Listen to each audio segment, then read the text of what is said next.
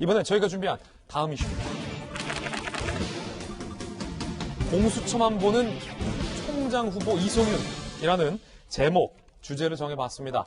이성윤 중앙지검장은 여러분들 다 아시다시피 김학의 전 차관의 불법 출금 의혹과 관련된 굉장히 중요한 피의자 신분이기도 합니다. 그런데 동시에 여권을 중심으로 윤석열 전 총장의 자리를 대신한 강력한 검찰총장 후보자로 이름이 거론되고 있습니다. 차기 총장 후보자로 거론되는 이성윤 중앙지검장이 본인의 피의자 신분과 관련된 검찰의 소환 요구에 4번째 불응을 했습니다. 이성윤 중앙지검장 김학의 사건 외압 의혹 관련해서 검찰이 4번째 불렀는데 여기도 불응을 했다. 그러면서 내가 왜 검찰이 불렀는데 안 가는지에 대해서 입장을 밝혔는데 검찰이 이거 수사한 건 위법이다. 공수처로 재이첩해야 한다라는 입장을 냈습니다. 주장을. 그러니까 공수처가 우리 수사할 여건이 안 돼요. 검찰이 수사하세요. 라고 내려보냈는데 이성윤 중앙지검장은 공수처의 입장에도 불구하고 이건 다시 공수처로 제재 이첩을 해야 한다. 라고 주장을 하고 있다는 겁니다. 그런데 이 이성윤 지검장은 여권에서 차기 검찰총장 유력 후보로 거론이 되고 있습니다. 사상 초유의 피의자 검찰총장이 나온 것 아니냐라고 중앙일보는 예측하고 있는데 한 재경지검의 부장검사는 중앙일보 기자에게 본인도 검사인 이 지검장이 정작 검찰 수사에는 불응한다. 차기 총장 될 것이란 확신이 있기 때문 아니겠냐라고 분석했고요. 김준호 공수처장이 구태여 이 지검장과 비공개 면담을 한 것도 정권의 요구가 반영된 것 같다라고 꼬집었습니다. 이건 재경지검 부장검사의 의견이라는 걸 말씀드리겠습니다.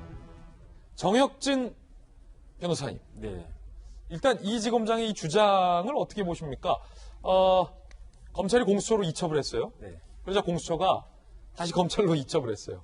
그런데 이성윤 지검장은 그 검찰의 소원에 불응하며 다시 공수처로 보내라. 이거 어떻게 돼요? 이거부터 공수처가 수사 못한다고 내려보내는 거 어떻게 다시 공수처로 보냅니까? 일단은 공수처법에 그런 규정이 있다라고 하는 것들은 이제 대부분의 국민들이 다 아셨을 것 같고, 제가 판례를 찾아봤어요. 공수처법에 어떤 단어가 있냐면 이첩이라고 하는 단어가 있거든요. 그래서 지금 공수처법 생긴 지가 얼마 안 됐기 때문에 공수처법과 관련된 판례는 전혀 없고요. 그러면 다른 관련된 사건들에서 이첩이라고 하는 것에 대해서 대법원이 어떻게 정의를 했는가, 거기에 대해서 찾아봤더니 제가 못 찾겠어요. 그랬는데 이제 국립국어원에서 정의를 한 것을 보면 이첩이라고 하는 것은 사건을 다른 부서로 넘기는 게 이첩이거든요. 여기서 대상이 중요한 겁니다. 목적어가. 사건. 권한이 아니고 사건을 넘기는 것이 중요한 것이다. 이렇게 생각을 했다 하면, 그러면 공수처에서 스스로 생각을 해서 이 사건은 우리가 하는 것이 맞지 않기 때문에 이건 다시 검찰에서 하는 게 좋겠다라고 해서 재이첩을 한 거 아니겠습니까? 그러면은 이 사건에 대해서 수사하고 결론을 내릴 책임과 권한은 누구한테 있느냐? 검찰한테 있는 거죠. 예. 그렇다라고 한다면 이성윤 검사장이 저보다 훨씬 더 높고 뭐 연수원 기수도 높고 서울 검사장까지 하신 분인데 이렇게 해석을 갖다가 한다? 저는 도저히 이해가 되지가 않는다, 이 말씀을 드릴 수밖에 예. 없고요. 더군다나 이것은 피의자가 할 말은 전혀 아니죠. 예. 그런데 제가 뭐 도둑질을 했단 말이에요. 네. 그런데 경찰이 저보고 나오라고 그래요. 그러면은 제가 경찰서 그 담당 형사한테 이건 경찰이 하실 게 아니고 내가 나름대로 그 네임이 있는 사람인데 나 공수처에서 수사해 주세요 라고 이야기한 게 말이 되겠습니까? 만약에 그 이성윤 지검장이 그렇게 생각을 하고 거기에 대해서 법적 논리를 갖고 있다라고 하면 검찰 수사를 다 받고 그리고 난 다음에 이제 기소가 딱 됐다. 어디서 해야 되냐면 법원에서 해야 할 말씀이에요. 왜냐하면 이거는 절차가 틀렸다. 다른 민사하고 틀려가지고 형사적인 것은 어떤 사람을 범죄자로 만드느냐 아니냐에 관련된 문제이기 때문에 절차를 굉장히 엄격하게 본단 말이에요. 법에서. 그렇기 때문에 조금만한 그 절차상의 오류가 있어도 당연히 유죄가 그 나쁜 행위를 한 사람도 그 절차 때문에 무죄가 될 수도 있단 말이죠. 그러면 저 같으면은 이성윤 검사장이라고 한다면, 그렇게 확신을 한다면 잘 됐다. 이거 공수처에서 해야 되는데 검찰에서 했구나. 그리고 가가지고 그 법정에서 이거는 잘못된 수사였기 때문에 나 무죄입니다라고 이야기를 하면 판사를 설득할 문제예요. 이걸 왜 지금 공수처나 검찰을 설득하려고 합니까? 그러니까 참 앞뒤가 안 맞고 그런 생각이 든다라고 한 생각이 들면서 한 말씀만 더 드리면 예.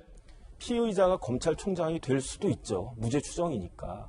사상 초유이긴 하지만 피고인이 검찰총장이 되는 것은 우리나라 국가공무원법 체계상 굉장히 부적절하다. 그래서 만약에 이성윤 검사장에 대해서 그 기소가 된다라고 하면 그러면 검찰총장으로 지명하기에 굉장히 부담이 될 것 같다. 이게 제 생각입니다. 예. 정혁준 변호사님의 견해였는데 야당에서는 어떻게 보십니까? 과연 대한민국 어떤 피의자가 나를 수사할 기관을 고를 수 있을 것인가와 관련된 문제도 좀 있을 것 같고 이성윤 중앙지검장이 어찌 보면 공수처장과 대검 수사팀보다도 더 상위에서 뭔가를 판단하는 느낌도 들어요. 야, 이건 니들이 이렇게 할 사안이 아니야 라는 의미로도 보이는데 혹시 그 자신감이 차기 검찰총장은 나다 라는 확신 때문 아니냐라고 중앙일보가 보도하고 있는데 글쎄요. 저는 모르겠습니다. 어떻게 보십니까? 저는 외형적으로는 그런 모습을 보이고 있는 게 맞다고 보고 있습니다. 근데 저는 그 이면을 봐야 된다고 생각합니다. 지금 이성윤 지검장이 궁지에 몰린 거죠. 궁지에 몰린 고위공직자나 정치인들이 하는 방법이 있습니다. 자기의 몸집을 키우는 거죠. 나는 앞으로 뭐가 될 거야. 나는 이런 큰 힘이 있어. 라는 걸 보여주면 수사기관이 함부로 못했던 것이 사실상의 지금까지의 관행이었습니다. 그런 거 없애자고 검찰개혁하는 거 아니었습니까? 그런데 지금 이성윤 지검장은 과거의 그런 것들을 그대로 답습을 하고 있으면서 본인을 방어하고 있는 거죠. 저는 굉장히 비겁한 처사라고 생각이 됩니다. 아까 정혁진 변호사님이 얘기하신 법원에 가서 절차적 문제를 제기해서 이길 수 있다. 그렇게 못하는 이유가 있죠. 본인이 바로 김학의 전 법무장관의 그 불법 출입국 금지 사건에 있어서 절차적 정당성을 어기고 그것을 무마한 지금 혐의를 받고 있지 않습니까? 본인이 저지른 것이 있기 때문에 저는 거기까지 갈 수 없다고 생각이 됩니다. 지금 검찰총장으로서 지명이 돼서 하마평에 오르는데요.